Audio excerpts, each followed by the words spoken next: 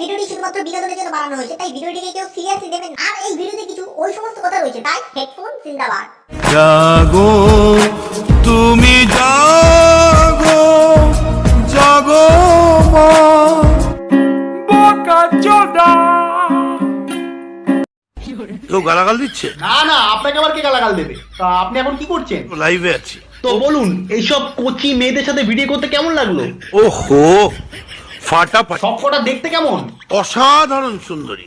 সব তো কোচি দেখলাম, ভালো লাগে না? বেশ কচি কচি। কোচি জিনিসটাই আলাদা। কেন কোচি আলাদা কেন? কোচির মধ্যে স্পেশাল কি? দেখতেও সুন্দর, সাইজটাও ভালো। এখন খুব গালাগাল দিলে আমি চলে যাব। মদন কাকু থেকে চলে গেল, ঠিক আছে, তাকে যেতে দিন। আমি আপনাদের কালার্স বাংলার মল আর টিজার দেখাই, আসুন দেখি।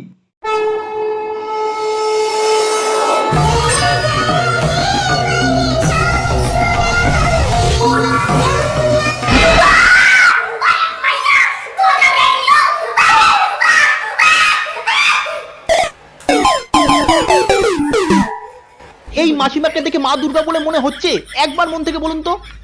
জানি কি দরকার ছিল মাসিমা এই বয়সেও দুর্গা সাজার? এর থেকে ভালো হতো নতুন কোনো কম বয়সী মেয়েকে মা দুর্গা সাজার সুযোগ দিতেন।